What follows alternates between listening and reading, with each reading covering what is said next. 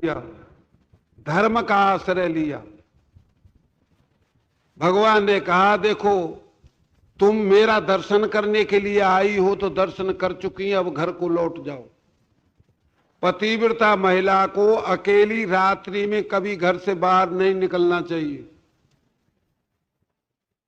गोपियों ने उत्तर मीमांसा का आश्रय लिया। महामुनि सुखदेव जी कहते हैं माने ज्ञान मार्ग का आश्रय लिया। एक गोपी ने मुस्का करके कहा कन्हैया ऐसा कोई प्रमाण उपस्थित करो तुम्हारे पास आकर के कौन कौन लौट गए, हम भी लौट करके ब्रज में चली जाएंगे। ऐसा तो कोई प्रमाण नहीं। गीता में तो उन्होंने प्रतिज्ञा की है ये माम उपेत्य तो कौनते है पुनर्जन्मन विद्यते, मेरे पास आकर के कोई नहीं लौटा। गोपियों ने माने बहुत उदाहरण दिए। एक गोपी ने कहा कन्हैया एक प्रश्न का उत्तर दो। कोई पतिव्रता महिला अपने पति को भोजन करा के पूजा करके भोजन करती थी, उसका पति परदेश जाने लगा। उस महिला ने कहा मैं कैसे भोजन करूंगी। उस पति ने एक चित्रपट दे दिया, इसकी पूजा करना। वो एक आध महीना को चले गए बाहर। वो स्त्री पूजा करती रही चित्रपट की, सांकल बंद थी, पूजा कर रही थी, तब तक उसके पति आ गए। उन्होंने आवाज लगाई अब आप कृपा करके ये बता दीजिए वो चित्रपट की पूजा करती रहे कि किवाड़ खोल दे। कन्हैया ने कहा अरे सखी जब सच्चे पति आ गए तो मूर्ति की पूजा से क्या था, तब तो किवाड़ खोल देनी चाहिए। सारी गोप किशोरियां हंस करके कहने लगी फिर पति और भाई और पिता के लिए क्यों भेज रहे थे। सच्चे पति मिल गए और उनकी कैसी जिक्र। सुखदेव जी कहते हैं भगवान की हार हो गई, गोप किशोरियों की विजय हो गई। तब भगवान ने प्रसन्न होकर के कहा देवियों आओ तुम्हारा स्वागत है। और रास लीला में प्रवृत्त हुए। रासोत्सव संप्रवृत्तो गोपी मंडल मंडित योगेश्वरेण कृष्णेन तासाम मध्य द्वयोर्द्वयो। सुखदेव जी कहते हैं भगवान रासलीला में प्रवृत्त हुए। एक एक गोपी के साथ में एक एक श्री कृष्ण।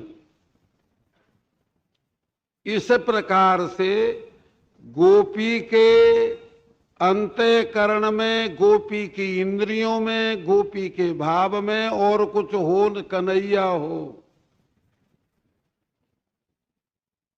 ये सुखानुभूति कराने लगे। बड़े आस ध्यान दे करके आप सुनेंगे। ये रासलीला भगवान ने जो की है, विद्वानों ने बहुत लिखा है। प्रेम अद्वैत की बात आपको सुना चुकी, समझ में आ गई होगी। महाराज इस रासलीला में दोनों चकोर और दोनों चंद्रमा हुए। चंद्रमा चकोर नियत नहीं हुए। चंद्रमा चंद्रमा ही सदा रहे और चकोर चकोर ही रहे। हजारों बार चंद्रमा चकोर बने, हजारों बार चकोर चंद्रमा बने। प्रेम सुधारस की एक समुद्र है, उसकी दो धाराएं हैं, दोनों मिलती हैं। पहली धारा दूसरी हो जाती है, दूसरी पहली हो जाती है। ये रास लीला है। वेदों में नाम आते हैं महाराज सुख के। ये रास लीला में ऐसा हुआ। हजारों बार भगवान गोपी बने, गोपी भगवान बनी। ये महाराज प्रतिक्षण नया मिलन हुआ, नया दर्शन हुआ, नई प्यास हुई, नई तृप्ति हुई। इस प्रकार से भगवान ने गोप किशोरियों को सुख दिया। महाराजा परीक्षित ने एक शंका की, ध्यान देना आप लोग। हे देव ये गति क्या थी कन्हैया की, ये बात समझ में नहीं आई। तब सुखदेव जी ने मुस्का करके कहा, राजन, इति विकलविताम तासाम श्रुत्वा योगेश्वरेश्वरः प्रहस्त सदयम गोपी रात्मरामोऽप्यरीरमत। राजन, ज्ञानी पुरुषों की समझ में ये लीला आती है। भगवान योगेश्वरेश्वर हैं, अपनी आत्मा में रमण करते हैं, आत्मराम हैं। ये गोप किशोरियां सारी की सारी भगवान की आत्मा थी। उत्पत्ति प्रकरण किसी सज्जन ने कभी सुना हो? राधा किशोरी का प्राकट्य भगवान के हृदय से हुआ है। राधा स्त्री नहीं है। एक मुसलमान लिखता है अपनी कविता में, ब्रह्म में ढूंढो पुराणन गायन, ब्रह्म ढूंढा, ईश्वर नहीं। ब्रह्म में ढूंढो पुराणन गायन, वेद ऋचा सुन चौगुने चायन। मैंने सुना वेदों की ऋचाओं में मिलेगा, तो मैंने वेदों की ऋचाओं को देखा, लेकिन देखो सुनो कबहू न किते, वह कैसो स्वरूप और कैसे सुभायन। तेरत हेरत हारि गयो, रस खान बतायो न लोग लुगायन। देखो दुर्यो कुंज कुटीर में, बैठो पलोटत राधिका पायन। किसी संत ने दर्शन किया है इस लीला का। स्त्री के चरण नहीं दबाए जाते हैं, लेकिन जिनके चित्त में स्त्री बस रही है वो कैसे समझे इस लीला को। महामुनि सुखदेव के हृदय पर हाथ धरिए, जो महाराजा परीक्षित को इस लीला को सुना रहे हैं। ध्यान देंगे, ये महाराज प्रेम अद्वैत है। यहां पर रास पंचाध्याय में ये महाराज विशेष ध्यान देने के योग्य बात है। जो प्रेम की परिपूर्ण स्वरूप को समझते हैं वो पुरुष रास लीला को समझ जाते हैं। ब्रह्मा की रात्रि के समान ये रात्रि हुई, सूर्य नारायण उदय हुए। भगवान ने गोप किशोरियों को आज्ञा दे दी, अपने अपने भवन को चली जाओ। सारी गोप किशोरियां अपने अपने भवन को चली गईं। महाराज जब अपने भवन को चली गईं, थोड़ी लीला और चली। महामुनि नारद जी ने उठाई बीड़ा। बोलिए वृंदावन बिहारी लाल की। राधे राधे गोविंद गोविंद राधे राधे राधे गोविंद। राधे राधे गोविंद गोविंद राधे राधे राधे। गोविंद राधे गोपाल राधे राधे गोविंद।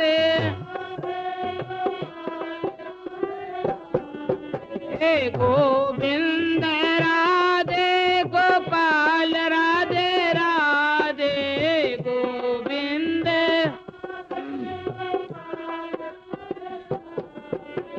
राधे राधे गोविंद गोविंद राधे राधे राधे गोविंद। राधे राधे गोविंद गोविंद राधे राधे राधे। गोविंद राधे गोपाल राधे राधे गोविंद। गोविंद राधे गोपाल राधे राधे गोविंद।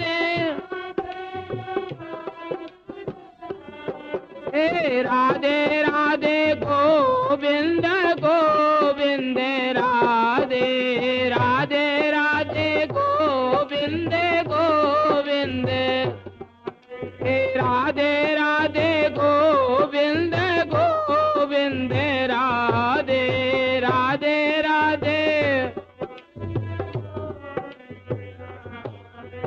बोलिए वृंदावन बिहारी लाल की जय। ध्यान देंगे आप लोग।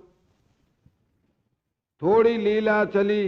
महामुनि सुखदेव जी कहते हैं, अरिष्टे निहते दैत्ये कृष्णे नादभुत कर्मणा कंसाया था भगवान नारदो देव दर्शन।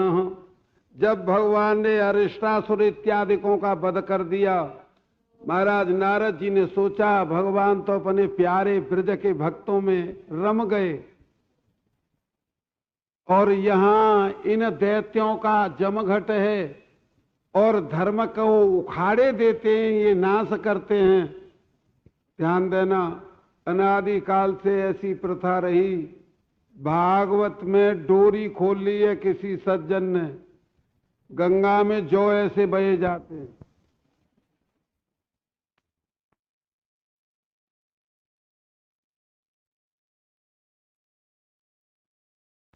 अरे कमरे में रखी है किसी सोचे। कंस ने बड़ा स्वागत किया। कंस ने स्वागत किया। नारद जी ने कहा, नारायण नारायण राजन, ऐसा प्रतीत होता है आपके हृदय में कोई बड़ा भारी रोग है, दुख है। कंस ने बताया, मुनि जी क्या बताया जाए। बड़ी बड़ी शक्तियां भेजी गई गोकुल और किसी शक्ति ने आज तक लौट करके ये बात नहीं बताई हमारे साथ ही ये हुआ। वृंदावन कई शक्ति भेजी गई, आज तक किसी शक्ति ने ये बताया ही नहीं मेरे साथ में क्या व्यवहार हुआ। आश्चर्य है, पता नहीं चला क्या है। ध्यान देना आप लोग। नारद जी ने मुस्कुरा करके कहा, राजन बस यही बताने के लिए आया हूं। संतों का काम तो परोपकार करना है। देखो तुम नहीं समझ पाए, असलियत ये है कि ये नंद के दो बालक हैं 11-11 साल के, कृष्ण और बलदेव। और ये कृष्ण जो है ये पैदा हुआ था तुम्हारी जेल में। वसुदेव देवकी ने तुम्हारे साथ में ये छल और धोखा किया है, उसे पहुंचा दिया गोकुल और कन्या ला करके तुम्हारी गोदी में दे दी। ये छल वसुदेव और देवकी का। और ये कृष्ण जो है, इसने और बलदेव ने तुम्हारी शक्तियों का विनाश कर दिया। 6 दिन का था तब पूतना का विनाश कर दिया, 3 महीना का था तब सकटासुर मार दिया, 1 साल का था तब तृणाव्रत मार दिया। फिर ये सारे गोकुलवासी वृंदावन बस गए। तुमने जितनी शक्तियां भेजी, बच्चासुर, बकासुर, अघासुर, ये व्योमासुर, ये सारे के सारे उन्होंने मारे। तुमने बड़ी भारी भूल की है। राजा में नीति होनी चाहिए। अरे बाबा, इन शक्तियों को एक एक करके भेजते रहे तुम्हें ये कृष्ण बलदेव मथुरा बुला लेने थे और मथुरा बुला करके इनका वध करा देना था। ये भूल हुई तुम्हारी। ऐसा है, कोई बहाना लो और बहाना लेकर के ब्रजवासियों को निमंत्रण देकर दोनों भाइयों को मथुरा बुला लो। जब ऐसा सुना कंस ने बड़ा विकराल रूप हुआ, आज्ञा दी वसुदेव देवकी को दोबारा जेल में बंद कर दिया जाए। इन्होंने मेरे साथ में ऐसा धोखा किया है। कृष्ण पैदा हुआ था जेल में और पहुंचा दिया गोकुल। तुरंत वसुदेव देवकी फिर दोबारा जेल में बंद कर दी गई। आज्ञा दी, अग्नि लगा दो ब्रजवासियों के घरों में। और ऐसा है, एक यज्ञ का आयोजन करता हूं मैं, उस यज्ञ में ब्रजवासियों को निमंत्रण दो और कृष्ण बलदेव के लिए मेरा रथ ले जाओ, रथ में बिठा करके लाओ, किसी बहाने से रह न जाएं। नारद जी ने बिल्कुल ठीक बताया। यहां पर 5 पहलवान हैं, कुबलिया पीढ़ हाथी है, सेना है और फिर दैत्यों का मंडल हमारा तो बैठा ही है, बड़े सुख से वध कर देंगे। ऐसा विचार करके महाराज अक्रूर जी के पास आया।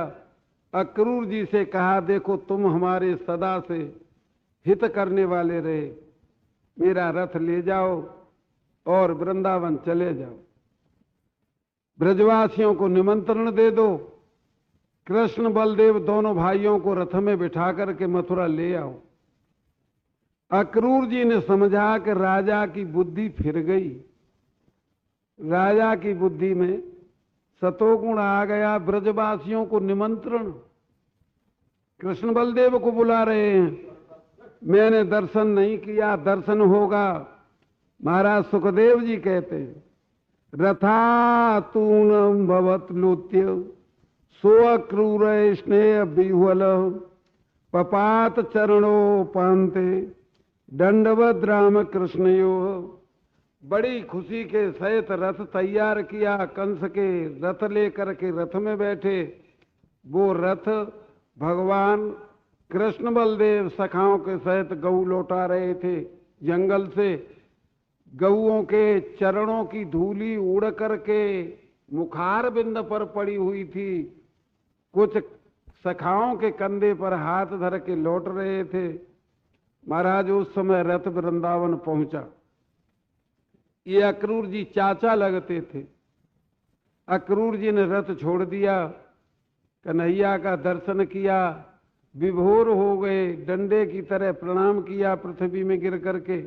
भगवान ने उठा करके हृदय से लगा लिया और कहा कि चाचा जी कहो, तुम्हारे परिवार वाले प्रसन्न हैं, तुम्हारा राजा प्रसन्न है ना?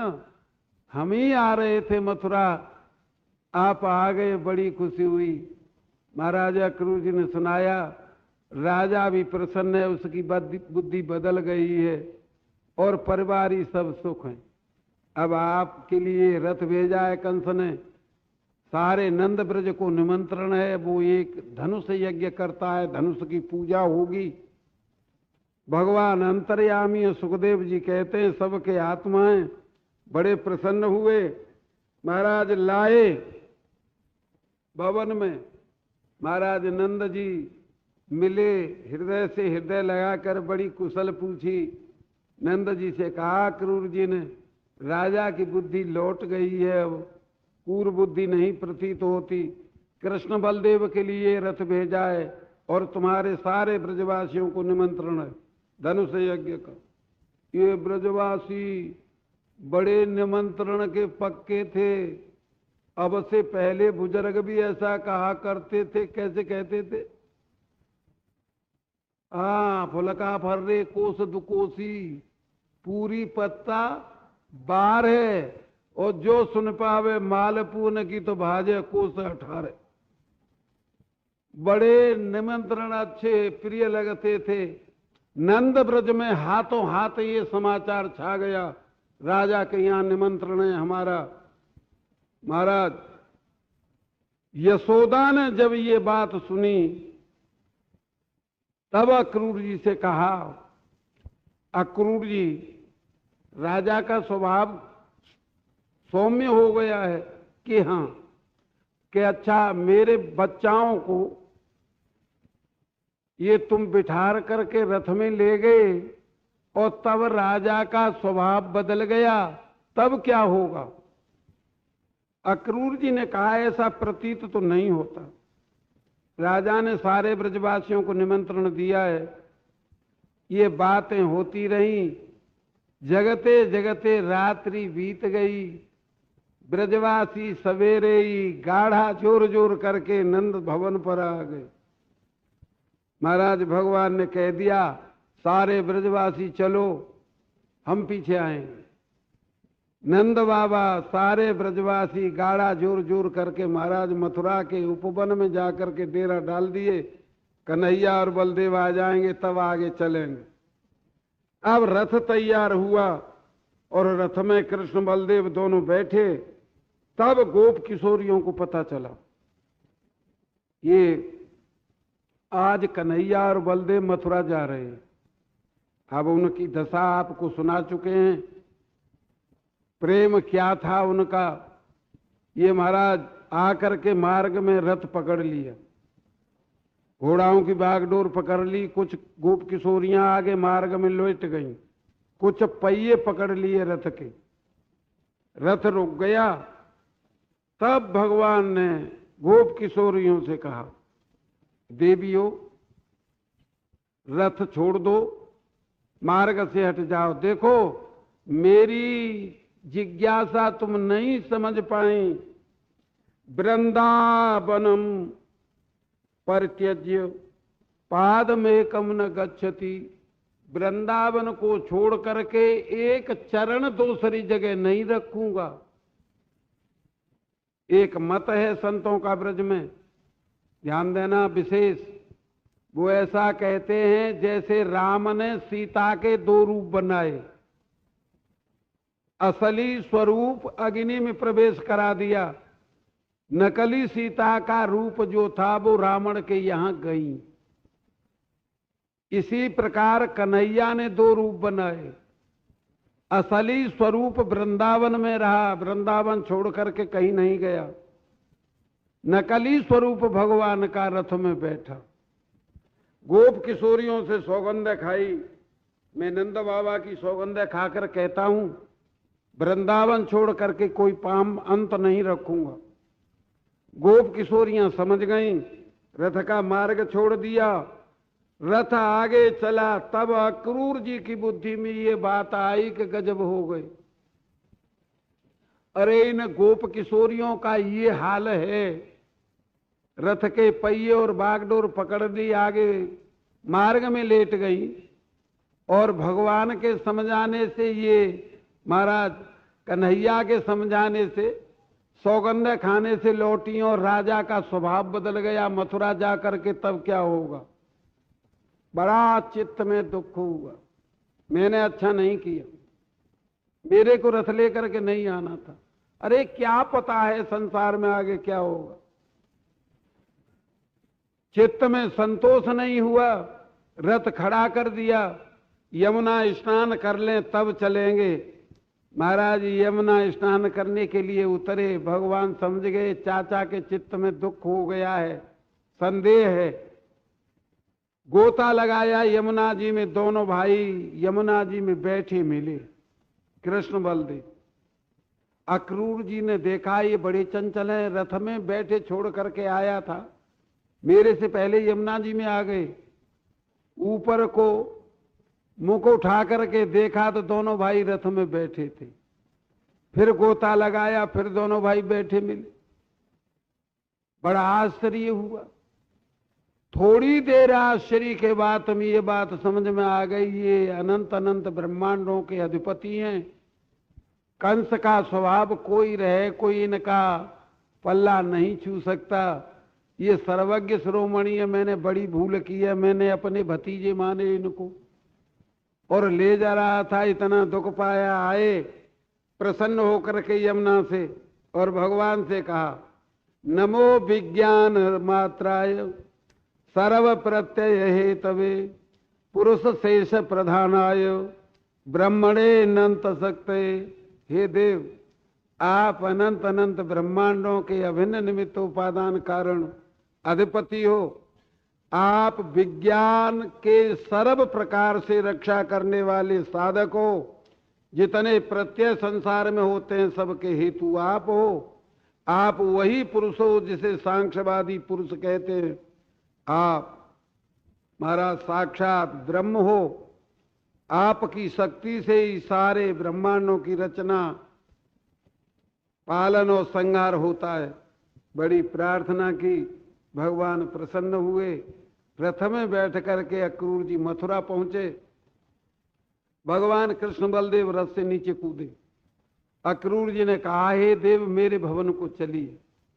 भगवान ने मुस्कुरा करके कहा, अपने राजा से जाकर के कह दो उसे नींद नहीं आती है, सुख से एक रात सो लेगा वो।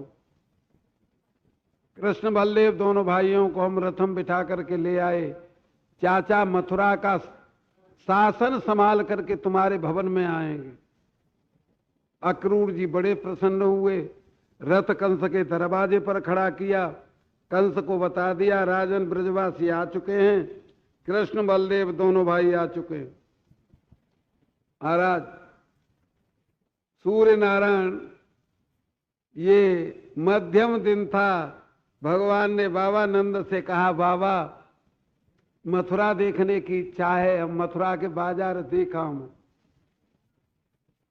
नंद बाबा ने मना किया, बेटा ये शाही नगरी है, वृंदावन नहीं है।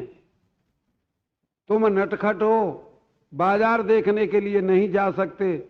बलदेव जी आगे बढ़े, बाबा काहे की चिंता करते हो, मैं संग जा रहा हूं, कोई उपद्रव नहीं होगा।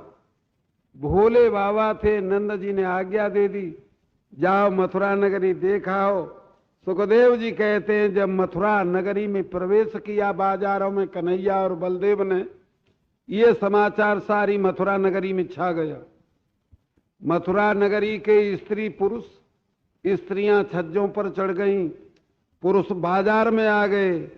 प्रसाद शिखरारूढ़ा प्रीत्युत फुल्ल मुखाम्बुजा अव्य वर्षन सौमनस्यी प्रमदा बल केशव। स्त्रियां छज्जों से फूलों की वर्षा करने लगी। बड़े दिन से आशा लगी हुई थी कभी कन्हैया बलदेव का दर्शन होगा, आज वो दिन आ गया। सारी जनता महान सुखी हुई। ऐसी मूर्तियों का दर्शन आज तक नहीं हुआ। सुनते थे महाराज आगे बाजार में चलते हैं। सुखदेव जी कहते हैं यहां कंस के कुछ धोबी कपड़ा धोकर ले जा रहे थे। कन्हैया ने उन धोबियों को रोक लिया और कहा भैया इसमें क्या है, ये हमें दे दो। अब शाही धोबी थे महाराज, देख करके हंसने लगे। देखो ये जंगली छोकरों की बात, शाही वस्त्रों को मांगते हैं। कल कह देना गद्दी हमें दे दो, पीछे हट जाओ, छूना मत वस्त्रों को।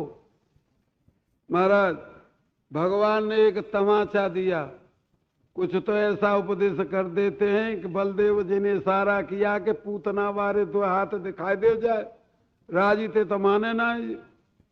महाराज भगवान ने एक तमाचा दिया, वो तमाचा चक्र हो गया, धर से शीश अलग हो गए। अन्य धोबियों ने देखा कि गजब हो गई, बच्चा के थप्पड़ से शीश कट गया। ये बच्चा नहीं है, मथुरा में कोई बला आ गई है। गट्ठर डार डार करके सारे धोबी भाग गए। कंस को जाकर के समाचार सुनाया, राजन गजब हो गया। क्या हो गया कि आपका धोबी जो था वो छोटा ग्वाला जो है काला काला, उसने एक थप्पड़ से शीश काट दिया और सारे वस्त्र लूट लिए जो शाही वस्त्र थे। कंस का हृदय धड़कने लगा और कहा कि कहीं ऐसा तो नहीं है बाबा जी उल्टी पट्टी पड़ा गया। अरे धोबी का शीश कट गया, लेकिन धोबियों के आगे चेहरे को उदास कैसे किया जाए। हंस करके कहा कि क्या बक रहे हो, बच्चे भब्बर किया ही करते, बच्चों का स्वभाव होता है उद्यम करने का, भाग जाओ अपने अपने घर को। महाराज धोबी चले गए। सुखदेव जी कहते हैं अब शाही वस्त्रों का ग्वाला पहनना क्या जाने। अरे बाबा पूरी उम्र पशु घेरे, भगवान के साथ खेले, शाही वस्त्रों को पहनना क्या जाने। कौन वस्त्र कहां पहना जाता है, जाके मन में जो वस्त्र अच्छा लगा वो ही कंठ में पो लिया। हाँ महाराज बड़ी विचित्र सेना बनी। एक दर्जीन का भक्त था, वो हंस गया और उसने हंस करके महाराज कहा हे नाथ मेरे को आज्ञा हो जाए मैं ठीक कर दूं। उसने शाही वस्त्र जैसे पहने जाते हैं पहनाए और जो बड़े हुए वस्त्र वो ने काट करके ठीक कर दिया। आगे बढ़े आगे बढ़े। एक सुदामा नाम का माली था महाराज, वो जैसे भीलनी बेर रखती थी भगवान राम के लिए, ऐसे सुगंधित फूलों की जांच करता था किस फूल में विशेष सुगंधी है। कभी बलदेव और श्री कृष्ण आएंगे तो माल्य अर्पण करूंगा। आज वो दिन आ गया। नई नई मालाएं सारी सखा मंडली को पहना दी, कृष्ण बलदेव को पहना दी। महाराज आगे बढ़े। महामुनि सुखदेव जी कहते हैं एक कंस की दासी थी। ध्यान देना, ये उदाहरण दूसरी जगह कहीं न लोक में है न वेद में। ये न तो खूबसूरत है, 3 जगह से टेढ़ी है। कुंवर थे 3 और न भगवान की सेवा पूजा करती है न द्वेष करती है, कंस की दासी है। ये ले जा रही थी चंदन कंस के लगाने के लिए, भगवान ने आगे से रोक लिया। कितने दयालु हैं। कात्वम बरोर्वे तदहानुलेपनम कस्याम गनेवा कथयस्य साधुनः। भगवान ने मुस्का करके कहा, अरे सुंदरी, तुम किनकी पत्नी हो, क्या ले जा रही हो?